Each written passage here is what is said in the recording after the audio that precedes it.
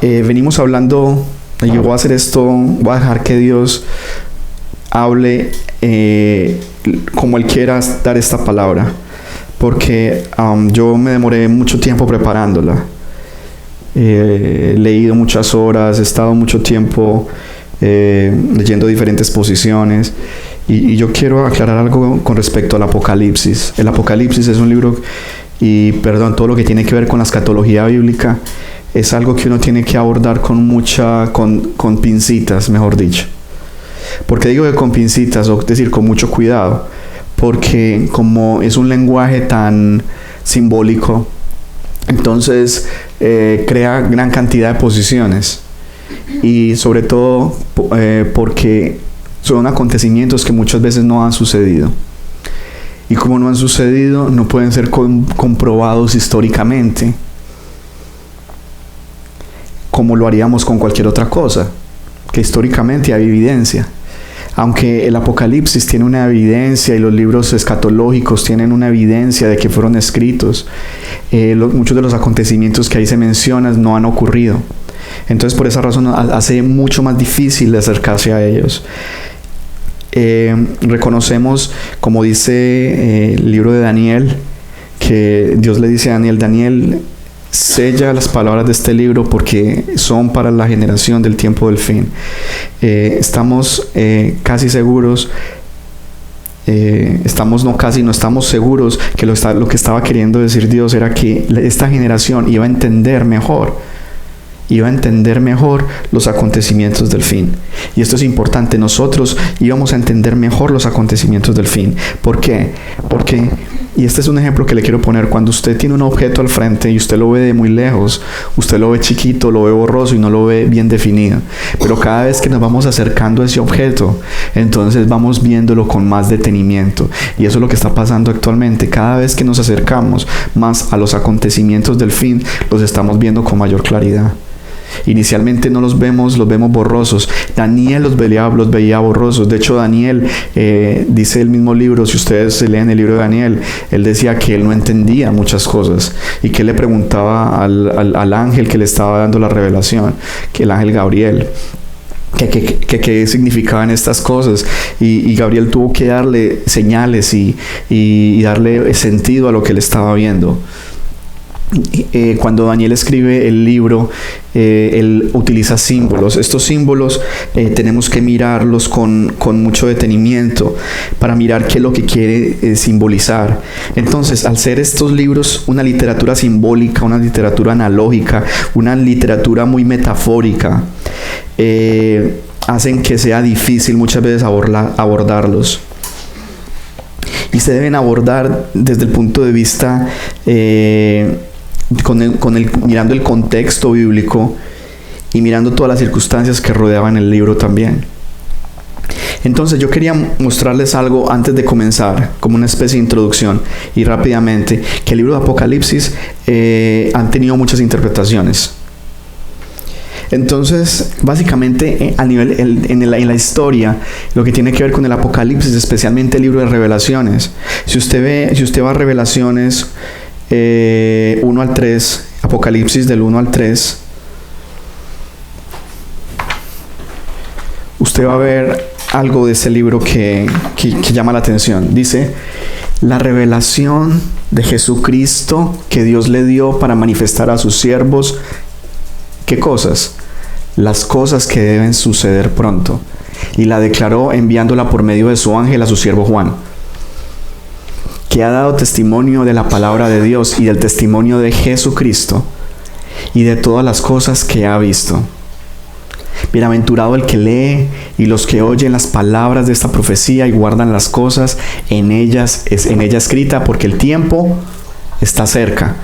Mire, Juan está escribiendo esto en el año en el primer siglo, entre el año 85 y 90, por ahí más o menos.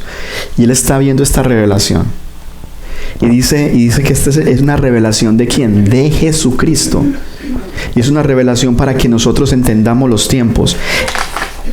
El Apocalipsis no fue dado para que la gente se muera del susto. El Apocalipsis fue dado para que la gente entienda los tiempos en los que está. Es como un GPS espiritual. Entonces, muchas veces las personas, al no entenderlo, al no leer la palabra de Dios, acuérdese, mire que Juan también le dice, porque esto es una revelación de Jesucristo y el testimonio de Jesucristo. Es decir, que al tener a Jesucristo y el testimonio de Jesucristo, tú vas a comprender estas cosas que van a pasar. Una segunda cosa que quiere Dios demostrar con el Apocalipsis y con este estudio escatológico es que Él tiene soberanía sobre la tierra. Es decir, antes de que las cosas ocurrieran, Él dice, yo te quiero que repasen el video y copien estas citas. Porque Jesús dice en la Biblia que esto es una revelación de las cosas que han de venir. Entonces no podía ser de ese siglo solamente, ¿cierto? El segundo es un enfoque historicista. Y lo que quiere decir este enfoque historicista de la interpretación del Apocalipsis es que la persona que aborda el Apocalipsis lo que habla es de la historia de la iglesia. Y hablan hasta la iglesia romana. Entonces algunos interpretan que estos son simbolismos de toda la historia de la iglesia, cómo surgió la iglesia, cómo surgieron los papas, cómo surgió el Islam. Dan una interpretación. Bueno, el tercer enfoque es el enfoque idealista. Imagínense, estoy hablando de 4 enfoques del Apocalipsis diferentes. El enfoque idealista dice que el Apocalipsis habla de una lucha cósmica entre el bien y el mal, y que de eso se basa todo el libro. No dice que sean acontecimientos futuros, sino que trata de aplicar una lógica a esos simbología que está ahí.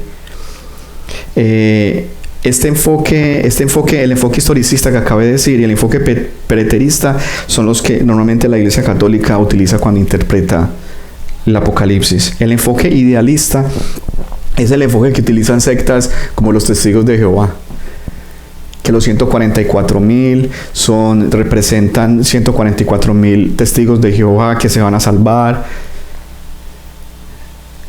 Son como tratando de llevar la lógica a la Biblia, la lógica humana. Y el último enfoque es el enfoque futurista. El enfoque futurista insiste que los acontecimientos del capítulo 6 de Apocalipsis al capítulo 22 son futuros. Y esos capítulos muestran lo que va a suceder en el desenlace de los tiempos. Entonces, y que tiene que ver con los juicios, y que tiene que ver con el desenlace del sistema mundial y del gobierno de Dios sobre la tierra, que va a ser interpuesto al final de los tiempos. En el capítulo 1 y 3 se habla que es histórico. Entonces, ¿cuál es el enfoque que nosotros tenemos? Un enfoque futurista. Creemos que del 1 al 3 está hablando de la iglesia en su historia, y del 4 en adelante está hablando de la iglesia en el cielo, 4 en la iglesia en el cielo, y del 5 en adelante habla de los sellos, y de ahí del 6 en adelante está hablando de los juicios. Entonces está hablando de algo que va a pasar en el futuro. Lo anterior nos lleva a preguntarnos, entonces, ¿habrá una forma correcta de interpretar el Apocalipsis o de interpretar la Biblia? Y la respuesta es sí, hay una forma correcta. El método que debemos usar para interpretar el Apocalipsis es el método que trae 2 de Pedro 1:20. Yo lo había dicho la vez pasada. 2 de Pedro 1:20 nos da el método interpretativo, que dice, entendiendo primero esto, que ninguna profecía de la Escritura es de interpretación privada, porque nunca la profecía fue traída por voluntad humana, sino que los santos hombres de Dios hablaron siendo inspirados por el Espíritu Santo. ¿Cuál es este método? Este método es que el hombre no puede interpretar la Biblia. Vuelvo y lo digo, que el hombre por sí mismo no puede interpretar la Biblia, no puede ser como él quiera que sea. Porque cuando tú dices como quieras que tú seas, entonces tú le puedes dar cualquier significado que tú quieras. Por eso dice, la Biblia no es de interpretación privada. Entonces, ¿cómo se debe interpretar? Como lo dice Jesús. Como lo dice Jesús en primera de Juan 2:27. Por favor, me colocas primera de Juan 2:27.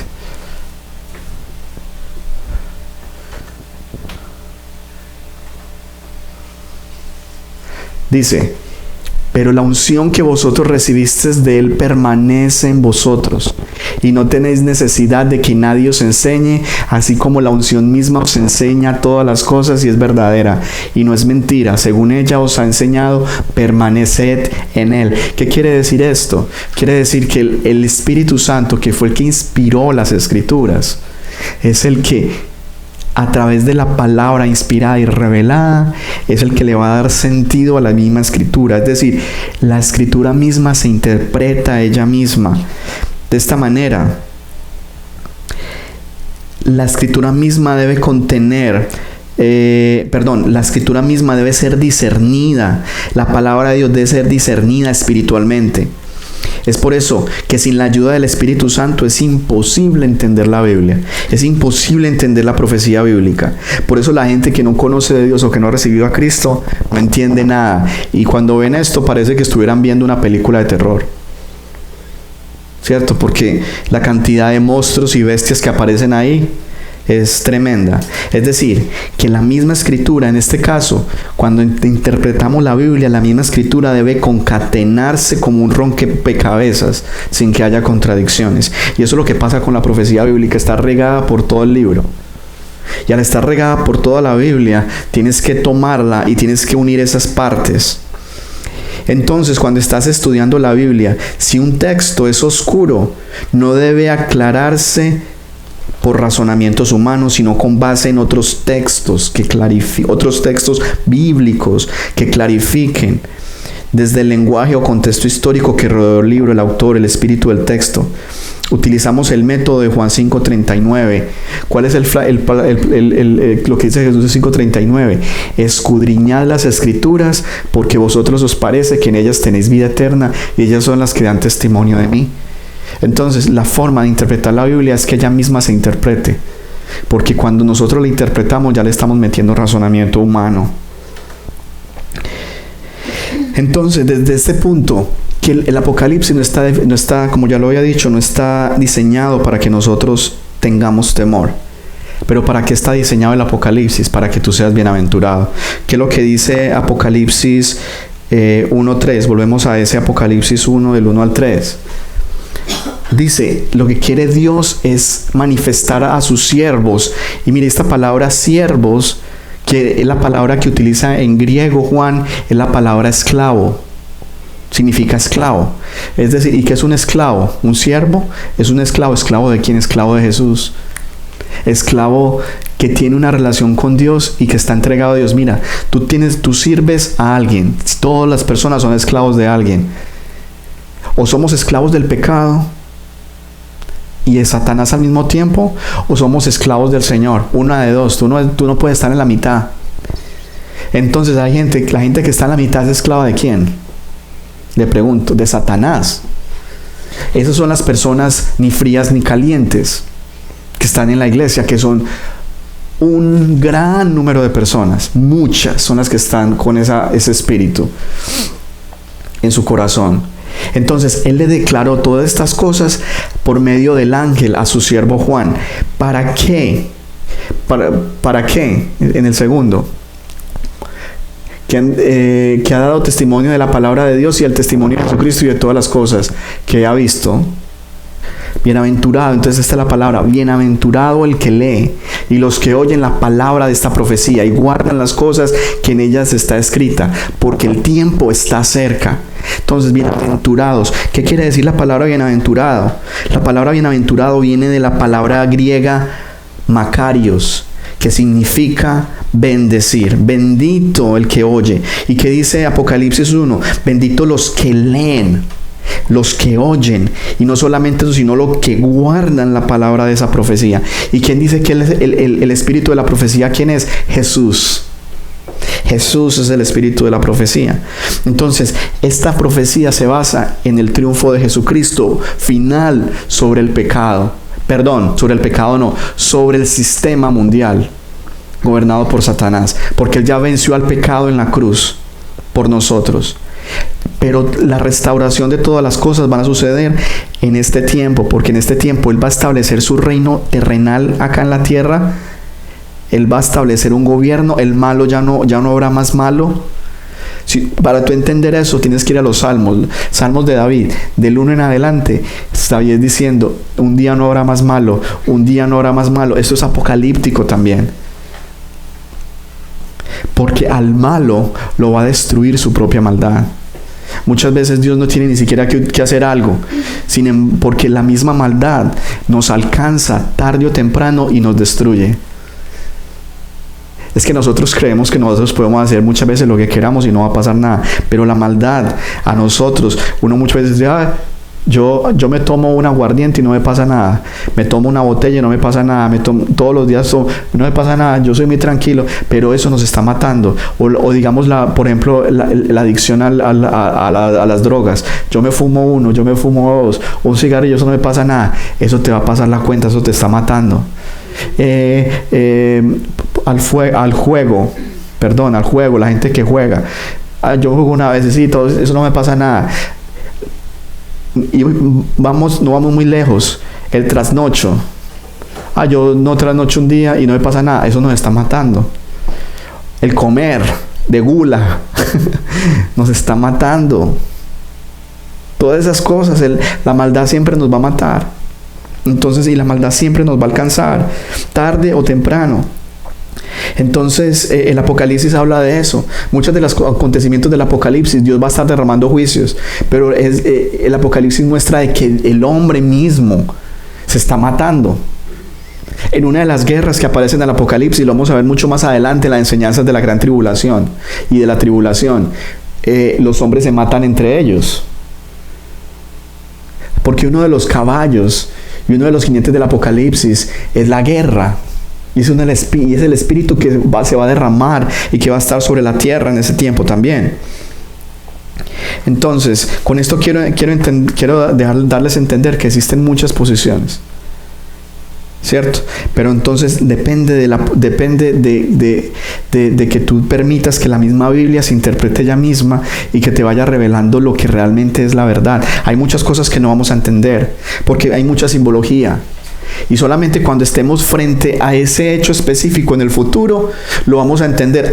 Esto significaba esto. Este jinete significaba esto. Esta trompeta, cuando ya la gente la vea y esté encima. Porque es lo mismo. Mientras más te acercas a ese acontecimiento bíblico, más claro se va a hacer delante de ti. Sin embargo, la Biblia nos da como señales, como pequeñas pistas de lo que puede ser. Entonces ahí es donde tenemos que tener cuidado para no decir cosas más allá de lo que dice el texto. Por ejemplo, voy a hacer un paréntesis acá sobre el arrebatamiento. Eso ya lo hablamos, ¿cierto? El arrebatamiento ya lo hablamos, el arrebatamiento de la iglesia. El arrebatamiento de la iglesia tiene tres teorías sobre el arrebatamiento. Y muchas personas han hablado del arrebatamiento. Y todos los que han hablado del arrebatamiento, mucha gente está muy santa, muy buena. Pero existen tres posiciones. Porque no hemos podido unificar eso. ¿Por qué eso no ha pasado todavía? Entonces, no quiere decir que porque tú eres pretribulacionista, entonces te vas para el infierno. O porque tú eres tribulacionista, te vas para el infierno. O porque eres posttribulacionista, te vas para el infierno. Porque son doctrinas que no son básicas con respecto a la salvación. Existen doctrinas que son básicas con respecto a la salvación, pero estas doctrinas no. Entonces, existe una doctrina tribulacionista, por ejemplo, el caso de la tribulación, de que pretribulacionista, es decir, que con respecto al rapto, que el rapto va a ser antes de la gran tribulación. Existe una teoría tribulacionista que dice que el rapto va a ser en la mitad de la tribulación, es decir, antes de comenzar la gran tribulación. Y existe una teoría post-tribulacionista que dice que el rapto va a ocurrir al final de la gran tribulación, al mismo tiempo que Cristo arrebate, que Cristo venga en su segunda venida. Entonces, esas tres posiciones existen. ¿Qué posición es la que nosotros tenemos en la iglesia? Y la que hemos enseñado aquí, pretribulacionista. Yo se lo dije, ¿por qué? Se los dije, porque Dios, en su espíritu, en el espíritu bíblico, si tú lees la Biblia de tapa a tapa, te das cuenta de que Dios no deja pasar los justos ser juzgados con los injustos. Y parte de la gran tribulación es que Dios va a derramar su ira sobre el anticristo, como dice Daniel 9:27, que Él va a derramar sobre el desolador. Todo esto que ha sido profetizado se derrame sobre el desolador y sobre los moradores de la tierra que no reconocieron a Jesucristo. Entonces todo esto es importante. ¿Cuál es lo último que nosotros vamos a hablar? Ya hablamos de el anticristo y dimos 2 partes. Y vamos a hablar del falso profeta rápidamente. Del falso profeta. ¿Por qué voy a hablar rápidamente de esto? Por una razón. Mire, no se sabe exactamente quién va a ser. Podemos tener, ¿cómo le digo? Podemos tener una idea de acuerdo a lo que estamos viendo en la profecía bíblica, pero no nos podemos casar con algo. ¿Por qué? Porque si nos casamos con algo podemos cometer el error de decir algo que la Biblia no ha dicho. Sí, entonces tenemos que tener mucho cuidado con eso. Entonces, volviendo al tema del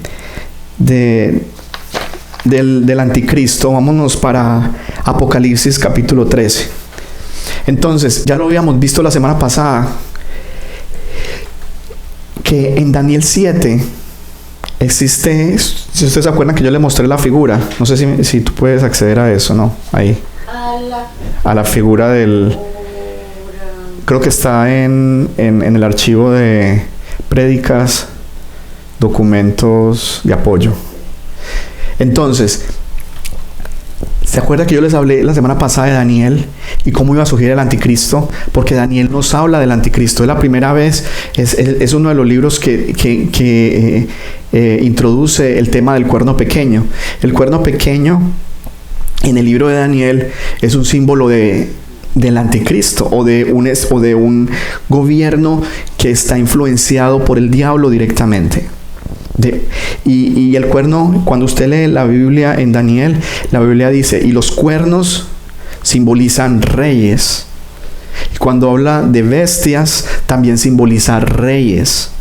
¿Cierto? Bestias y cuernos simbolizan reyes. Eso lo dice el mismo Daniel. Porque mire, muchas veces tenemos que ir al mismo texto para que interprete.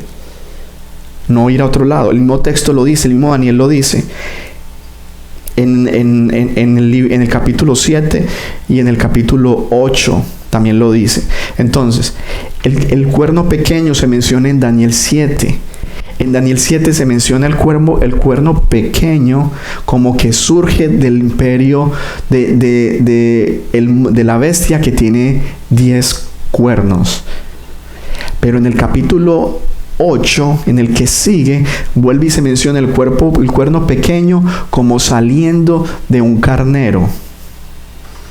Entonces, los dos son prototipos de anticristo. Sin embargo, el del capítulo 7 es el anticristo final. Entonces, todo eso lo estábamos viendo ahí en la semana pasada, y cómo los diferentes reyes que se van manifestando, los diferentes reinos que se van manifestando, Daniel tiene revelación de esos reinos como bestias, y él los ve. El primer reino, que era Babilonia, él lo ve como un león con alas. El segundo reino, y ese león con alas, ¿eso simboliza qué? Simboliza fiereza, simboliza fuerza. Dice en ese mismo libro que había también la segunda bestia que aparece, es un oso. El oso simboliza fuerza y también simboliza estabilidad. Aparece otra bestia que es un leopardo, que simboliza rapidez.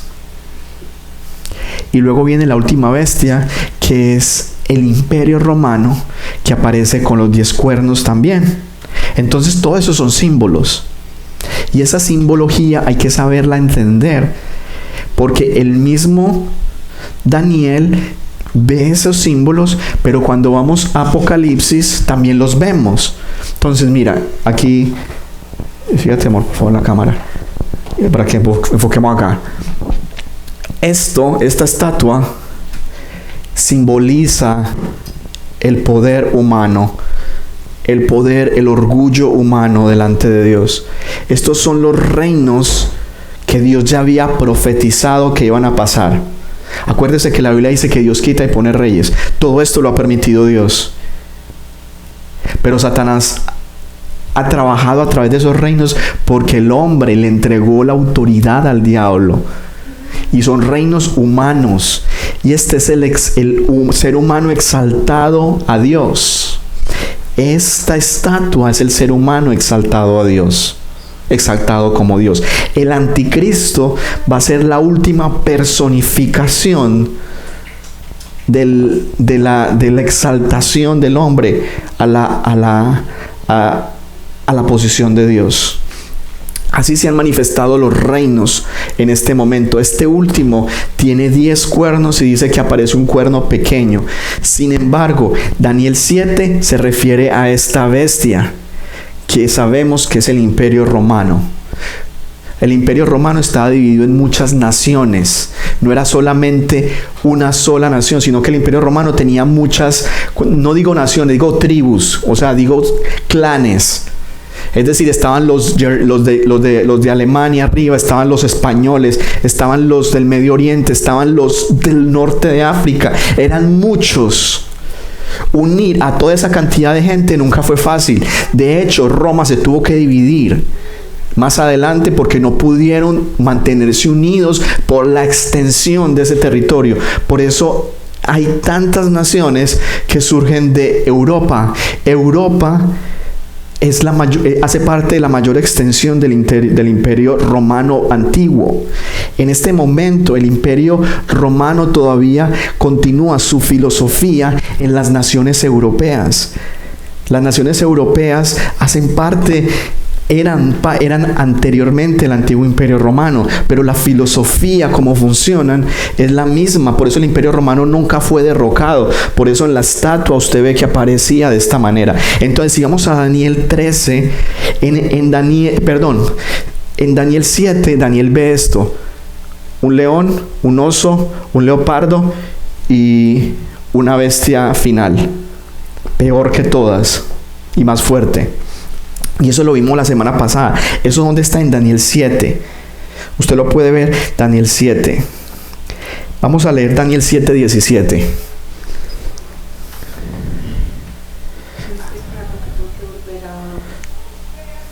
Daniel 7, 17 nos habla que esas cuatro reyes, esas 4 bestias, son 4 reyes.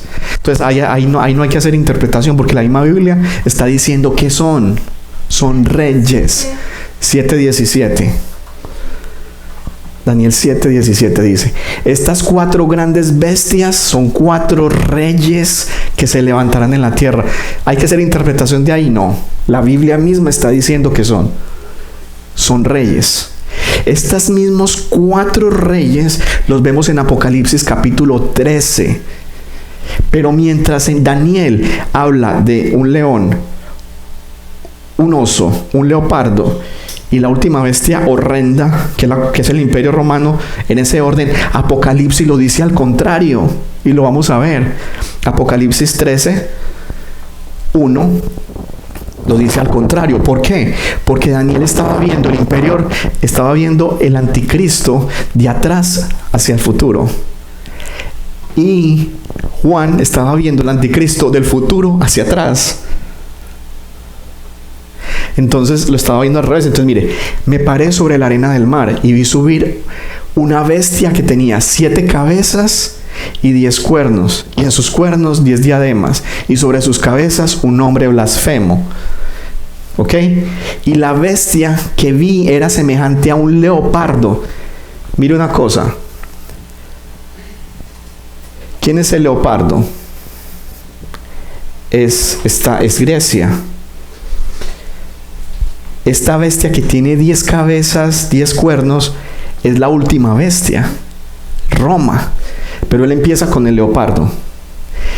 O sea, empieza al revés. Los 10 cuernos, luego el leopardo, y sus pies como de oso. Es decir, está hablando del segundo reino, del segundo reino que habló Daniel. Lo está viendo de atrás, del último al primero. y su boca como boca de león. ¿Sí ves? Este es el último. ¿Qué es lo que está queriendo decir Juan ahí? Que recibió. Es decir, que el último gobernante mundial que se va a levantar, o sea, el anticristo, que ya lo vimos la semana pasada, va a tener todos los poderes o toda la filosofía, o está armado con toda la autoridad que tenía Babilonia, Grecia, Medo-Persia y Roma. Va a estar armado con todo, o sea, él personifica el último reino, él personifica toda la filosofía del mundo y toda la filosofía y todo el sistema mundial. Ese es el orden mundial. Él va a ser la cabeza del nuevo orden mundial, que ya nosotros estamos preparándonos para eso, para que venga un nuevo orden mundial. Este micrófono está teniendo fallas. Entonces, esto es lo que tú ves en ese capítulo. Daniel 2, 31 al 35. Daniel 2, 31 al 35 dice: Tú, rey, veías una gran imagen. Esta imagen, que era muy grande y cuya gloria era muy sublime, estaba en pie. 12, 31 al 35. Sí, estaba en pie delante de ti y su aspecto era terrible. La cabeza de la imagen era de oro. Ya volviendo a la cabeza de la imagen, esa muestra también los reinos, ya lo habíamos hablado, todos los reinos. Y Daniel 7, del 3 al 8, nos dice que esas 4 bestias grandes diferentes subían del mar. Entonces, ¿de dónde sube esta primera bestia según Apocalipsis 13? Del mar. O sea, Juan se refiere a la misma bestia. Entonces, ¿qué es lo que estoy queriendo decir yo acá con esto? Que en Juan capítulo 13 se está hablando de la Trinidad satánica, que es el dragón, el anticristo, y el último es el falso profeta. Entonces, ¿qué características? Ya lo vimos la semana pasada. Iba a tener el anticristo, que iba a hablar grandes cosas. También se le dio boca, dice Apocalipsis 13:5. También se le dio boca que hablaba grandes cosas y blasfemias. Y se le dio autoridad para actuar 42 meses. 42 meses, significa 3 años y medio. Entonces algunos dicen, ¿cómo así que 3 años y medio? La tribulación no dura pues 7 años. Pues sí, el anticristo inicialmente no se revela como un ángel, como malvado. De hecho, si usted mira los 4 jinetes del Apocalipsis, el primero, a ver si lo logro ubicar acá.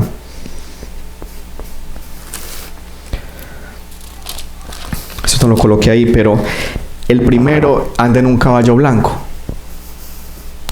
Y ese caballo blanco que aparece en la Biblia dice que viene paz y seguridad. Ese es el anticristo. Entonces, inicialmente se revela como alguien de paz, pero luego él se revela como lo que realmente es. Es decir, se revela como el anticristo, como el que está en contra de Dios. ¿Y qué va a hablar él? Blasfemias contra Dios. ¿Qué puede decir de Dios? Puede decir que Él no existe. Puede, al ponerse en el lugar, o sea, que Él mismo es Dios, endiosarse Él mismo. Pero mire que la Biblia dice que se le da autoridad sobre todo y que luego van a adorar todos los moradores de la tierra. Y ahí es donde comienza otra bestia. Otra bestia aparece. Entonces, mire, esto es una cosa que solamente aparece ya bien revelado en Apocalipsis, y es otra bestia. Y esto lo ve en el versículo 11. Después vi otra bestia. Sí, no, de Apocalipsis 13:11. Después vi otra bestia que subía de la tierra.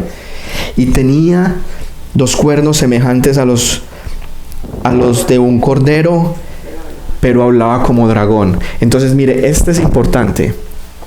Porque Juan ve otra bestia que se levanta.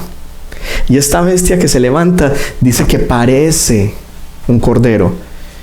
Y aquí es donde tenemos que tener cuidado, porque como yo se lo dije la semana pasada, el dragón simboliza un poder espiritual. Porque mire que el anticristo recibe el poder del diablo. Recibe el poder del diablo. Mire que en el versículo 5 de Apocalipsis 13 dice: también se le dio una boca que hablaba grandes cosas y blasfemias, y se le dio autoridad para actuar 42 meses.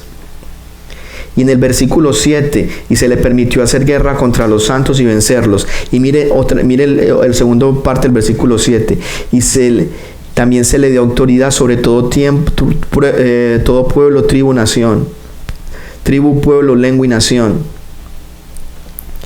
Entonces, esta bestia, se le dio la autoridad. Y mire en el versículo 4 del 13, y adoraron al dragón que había dado autoridad a la bestia. Es decir, esta bestia, el anticristo, va a llevar a la gente a adorar al dragón. Es decir, a adorar al dragón, que fue el que le dio la autoridad a esta bestia. ¿Quién es el dragón? El dragón es el diablo, es Satanás. Satanás le va a dar autoridad a este dragón. ¿Y de dónde? De todas estas naciones. Es la autoridad que le va a dar de todas estas naciones, de todos estos imperios que han habido. Entonces, esta persona va a recibir y va a ser un hombre, un ser humano, pero va a ser un ser humano, no sabemos, hay muchas cosas tremendas que en la Biblia pueden aparecer que no podemos distinguir. Va a ser un hombre casi que va a ser la encarnación de Satanás, entonces no va a ser un hombre normal. Porque va a ser Satanás encarnado en un cuerpo de una persona. No sé cómo lo van a hacer. ¿Cómo va a ser? No entendemos hasta dónde puede llegar eso. Si yo hablo más, estaría especulando. ¿Cierto? Entonces, es importante tener en cuenta esto. Entonces, y esta persona va a tener otra persona. Entonces está el dragón, que es el que tiene el poder espiritual, que es el diablo, y que le da el poder espiritual a la bestia, que adquiere el poder político. Acuérdese que lo habíamos dicho, Satanás tiene el poder sobre las naciones, le da el poder político. Y aparece otra tercera persona. Aparece otra bestia en el versículo 11. Y esta bestia va a parecer un cordero. Va a parecer muy santa por fuera, pero va a hablar como ¿qué? Como un dragón. Mire, no hay peor. Y este es un poder ¿qué? Religioso. ¿Saben por qué? Porque el dragón tiene un poder espiritual, la bestia un poder político, y este va a ser un poder religioso. No hay peor encarnación del diablo que un poder religioso utilizado por Satanás. Tan horrible es el poder religioso utilizado por Satanás, que a Jesús lo mató el poder religioso. Los mismos religiosos judíos fueron los que incitaron a que mataran a Jesús. Entonces, este falso profeta es un poder religioso. Es un poder religioso que se va a levantar. Pero mire esta cosa, parece bueno. Usted va a ver a esta persona, y esta persona va a emanar amor, va a emanar ternura, pero por dentro es un dragón, por dentro es un diablo. Mire, el diablo en la actualidad no se presenta con cachos y con cola.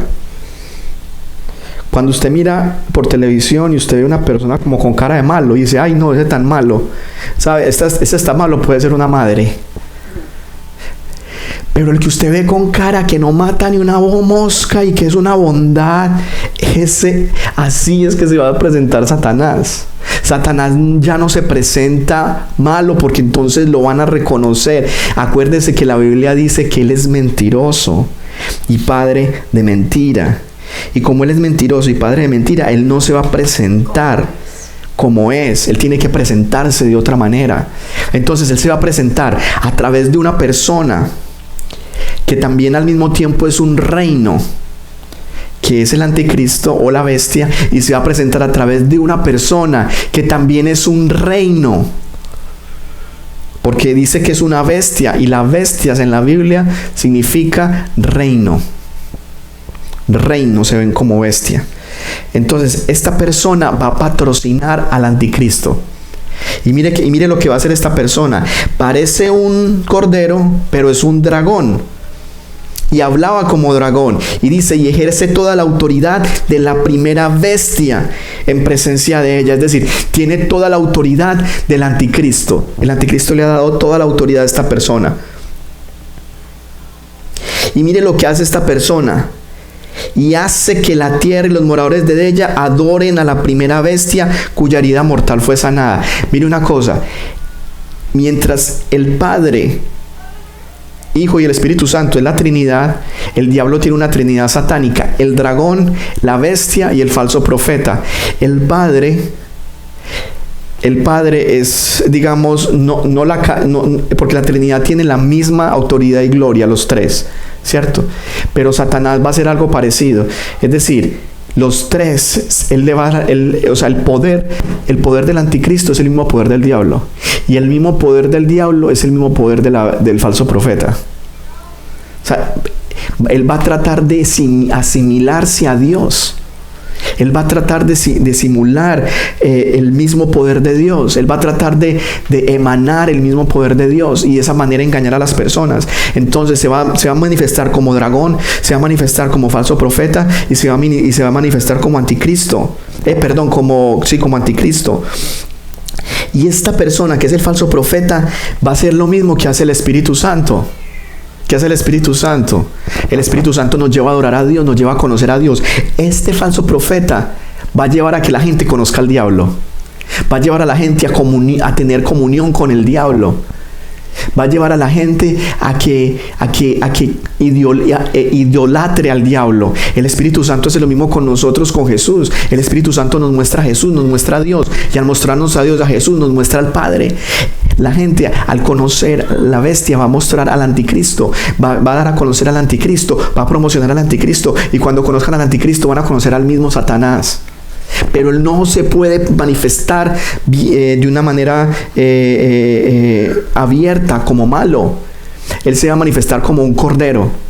Como un cordero. Y mire, y no hay personas peores que las que muchas veces que parecen corderos. Una vez yo conocí a alguien que usted lo veía, dividió una iglesia en la que yo estuve trabajando. Usted veía a esa persona y usted decía, esto es es un ángel, nada más le faltaban las alitas para ir volando. Hermano, pero hablaba como dragón. Se le veía y lo hacía sutilmente. Te llevaba a un lugar aparte y te hablaba y te susurraba en el oído cosas. Y trataba de poner cizaña contra otras personas. Eso es... Pero tú lo veías por fuera y eso era un ángel. Un ángel no. Y hay personas que el diablo las usa de esa manera. Pero el anticristo y el falso profeta va a ser usado. Mira, yo te estoy hablando a ti de Cristo. Y el Señor no obliga a que tú llegues a los pies de Cristo. El Señor te habla y si tú quieres creer, bueno, llegas. Pero el falso profeta no va a ser así. El falso profeta va a obligarte, si tú te quedas, a adorar al Satanás. Él no te va a tratar de convencer como el Espíritu Santo, que el Espíritu Santo trata de convencer de pecado, de justicia y de juicio para llevarnos a Cristo. No, el diablo no hace eso. El diablo te quiere esclavizar. Por eso es que el diablo es un engañador y tiene engañada a la gran mayoría del mundo. A la gran mayoría del mundo lo tiene engañado. Y es sutil. Y tú puedes estar atado y ni siquiera darte cuenta que estás atado. Y que estás obligado a obedecerle. Mire lo que va a pasar. ¿Qué va a hacer? Y en el versículo 13...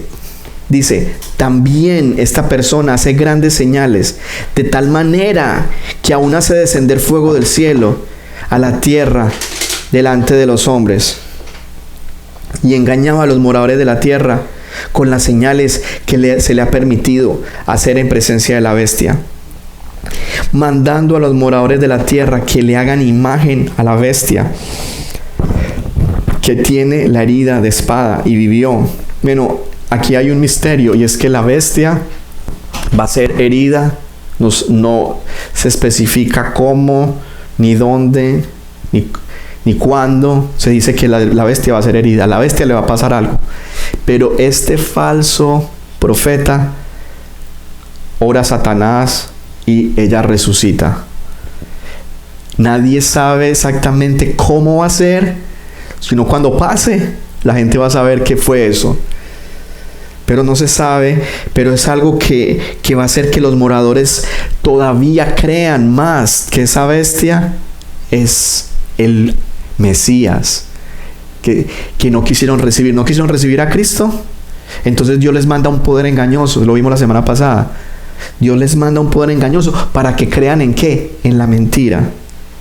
Lo vimos la semana pasada, para que crean en la mentira. Y ese poder engañoso es este poder que van a ver. Entonces, esta bestia, mire cómo es la analogía tremenda.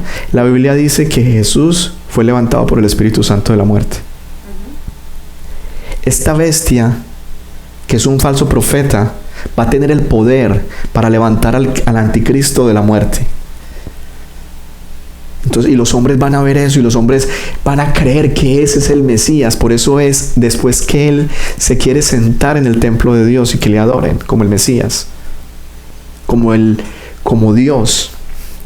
Entonces todo esto es la simulación que el diablo va a hacer al final de los tiempos para que la gente se pierda totalmente y para querer establecer el reino de Satanás en la tierra, que siempre ha sido el sueño de Satanás. El sueño de Satanás siempre ha sido ser Dios. ¿Se acuerda que lo estudiamos en Ezequiel capítulo 28, en Isaías 14? Que él dice, me sentaré al lado de las estrellas de Dios y seré semejante al Altísimo. Esta va a ser la culminación del sueño de Satanás, queriendo sentarse en el trono de Dios y ser semejante al Altísimo. Este va a ser, entonces, el anticristo es resucitado por el falso profeta. Porque mire, ejerce toda la autoridad de la primera bestia en presencia de ella y hace que la tierra y sus moradores de ellas le adoren. Es como un anti-Espíritu Santo. El diablo es un antidios. El hijo del diablo es un anticristo. Y el hijo y el falso profeta es un anti-Espíritu Santo. También hace grandes señales de tal manera que aún hace descender fuego del cielo a la tierra delante de los hombres. Eso no lo ha hecho nadie, pero Dios va a permitir que este Señor haga esto. Solamente el Señor dice, y es un juicio de Dios para la tierra, para que la gente se vaya en pos de la mentira. Porque no quisieron aceptar al verdadero Mesías, no quisieron aceptar a Jesucristo, no quisieron aceptar la verdad. Entonces Dios les va a mandar un poder engañoso para que se pierdan. Y eso es parte del juicio de Dios sobre la tierra. Y esta persona va a infundir una imagen vida. Nadie sabe cómo va a ser la imagen, pero él va a crear una imagen de la bestia. Y esa imagen va a poder tener vida, va a poder hablar. No sabemos cómo va a ser, si va a ser algo tecnológico, aunque ya vemos que uno ve imágenes en todos lados. Las imágenes nos hablan. ¿Qué es la televisión? Es una imagen y habla, y gente hablando. No sabemos cómo va a ser, estoy especulando.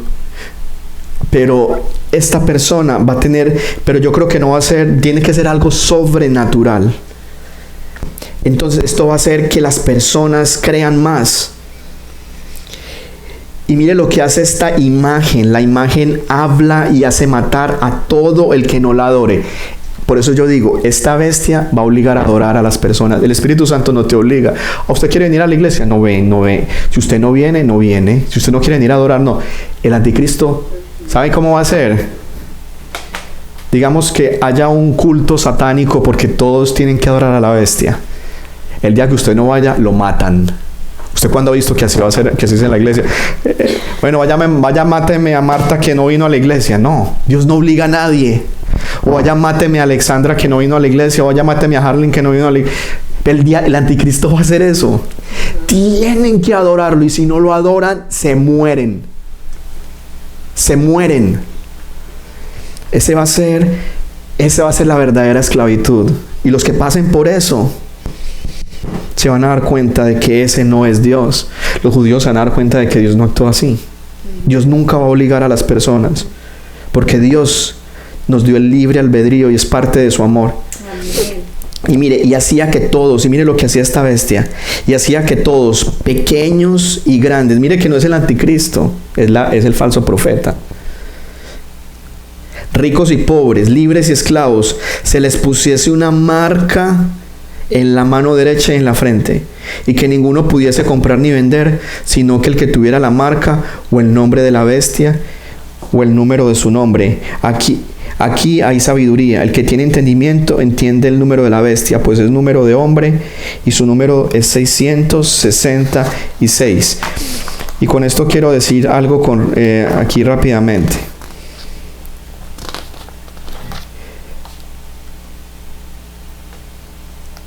Esta persona va a querer que se adore a la bestia. Y va a ser algo global, o sea, no va a ser algo. Entonces, lo que tiene que ver con la globalización. El ambiente para esto ya está preparado. La globalización, todo el ecumenismo es parte de esto, que todas las religiones llevan a Dios. ¿Qué es lo que enseñan? Todas las religiones llevan a Dios. Eso es lo que le gusta al mundo. Todas las religiones llevan a Dios. Entonces te dice, todos los caminos llevan a Roma. ¿Por qué decían que todos los caminos llevan a Roma?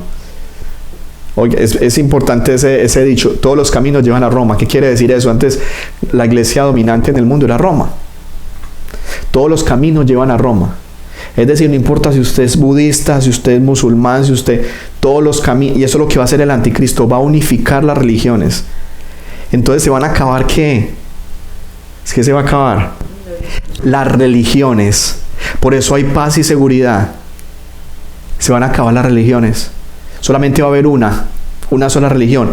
Solamente va a haber una sola moneda y solamente va a haber una sola marca y todo se va a unificar. Se va a cumplir el sueño del diablo y el sueño del hombre. ¿Cuál es el sueño del hombre? Ser Dios también. Ese es el sueño de Adán y Eva.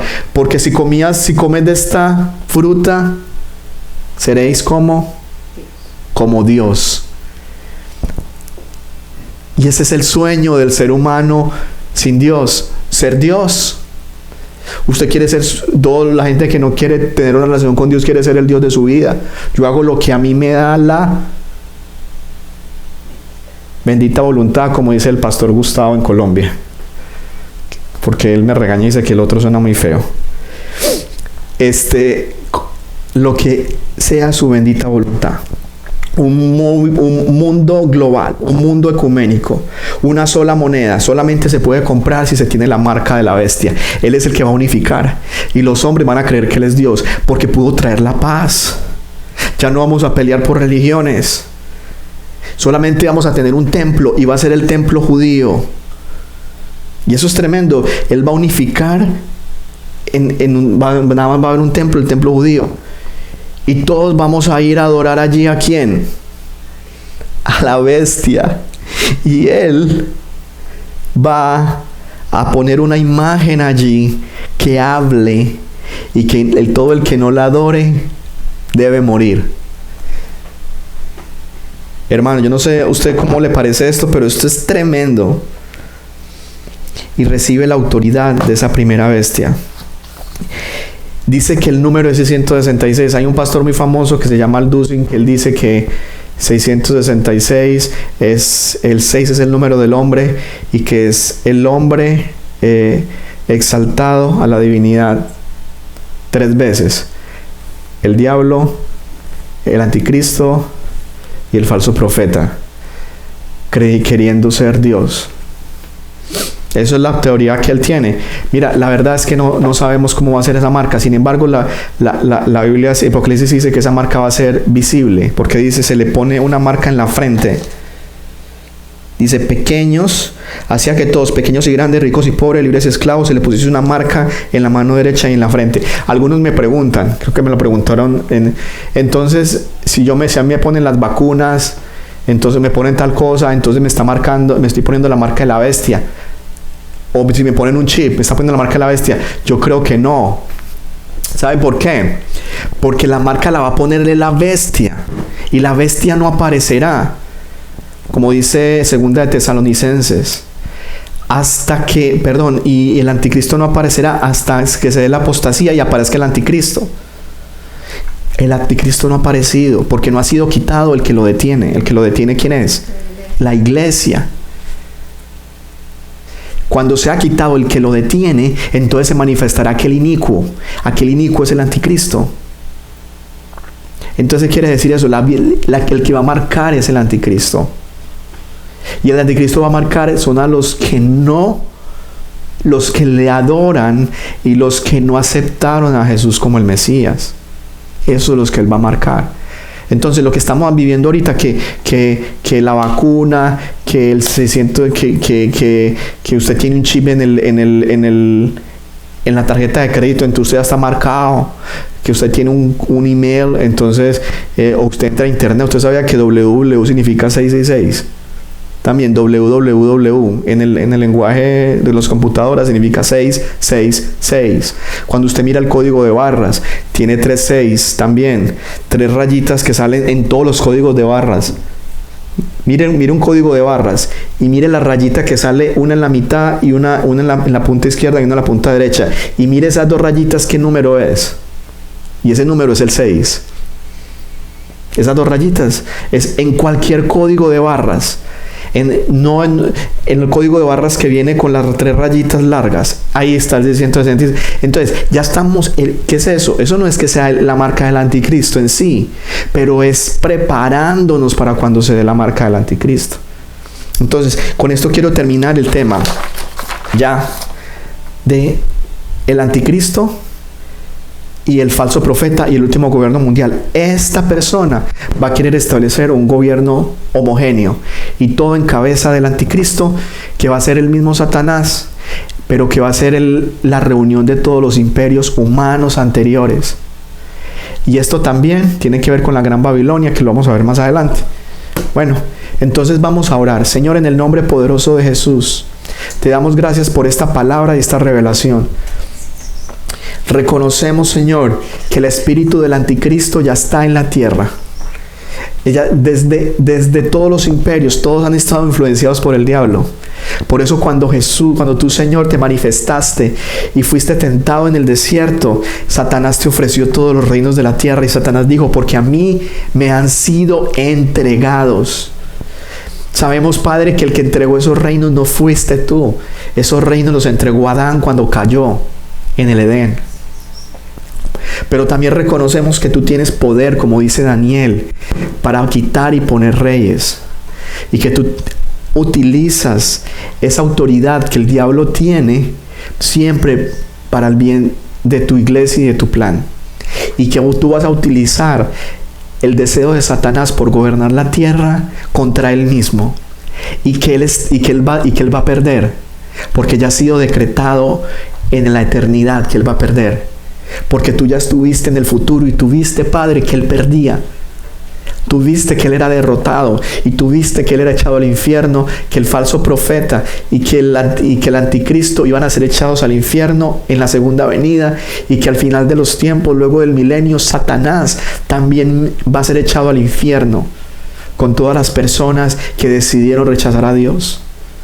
Padre, en el nombre de Jesús te damos gracias porque esta palabra no nos coge desprevenidos, no nos coge desapercibidos, sino que tú cada día nos fortaleces y nos paramos en una roca fuerte, Señor, y que sabemos que vamos a ser arrebatados contigo. Oramos a ti, y como dice Lucas, prepárense, velen. No estén en embriagueces, en glotonerías y en los afanes de este mundo. No está hablando de pecados. Cuando Dios le dice a la iglesia cómo se deben preparar, Jesús mismo lo dijo: velen, oren y no anden en embriagueces, en glotonerías y en los afanes de este mundo. Eso lo está diciendo Dios a la iglesia. Gracias, Señor, porque tú eres bueno. Porque tú eres bueno y tú eres santo y tú eres poderoso y tú quieres salvar muchas personas. Si usted no conoce a Jesús, Si usted nunca recibió a Jesús en el corazón, voy a abrir este momento, el tiempo, para que usted haga una oración. Si usted no conoce a Cristo, dígale: Señor, en el nombre de Jesús, yo te doy gracias porque tú eres el Hijo de Dios. Yo reconozco, Dios, que tú moriste por mí en una cruz, que tú eres el Mesías. Yo declaro que yo no recibo al antimesías o al anticristo que vendrá. Tampoco hago parte del anticristo que ya está gobernando esta tierra, que es el imperio espiritual, el misterio de la iniquidad que ya está gobernando esta tierra. Yo declaro ahora mismo mis pecados y me arrepiento. Vengo delante de ti, Señor. Vengo a la cruz del Calvario y traigo mis fallas, traigo mis pecados, traigo mis debilidades y los pongo a los pies de la cruz. Yo declaro que tú eres el Hijo de Dios. Yo declaro que la sangre que fue derramada pagó por mi pecado. También declaro que tú te levantaste al tercer día, venciendo la muerte, y nos diste un nombre que es sobre todo nombre, para que en el nombre de Jesús podamos tener una vida en abundancia. Para que tengamos vida y la tengamos en abundancia. Padre, en el nombre de Jesús, yo renuncio a Satanás, yo renuncio al diablo y declaro que mi nombre está escrito en el libro de la vida del Cordero. Yo renuncio a todo plan del diablo con mi vida. Dígale: yo renuncio al plan de Satanás con mi vida.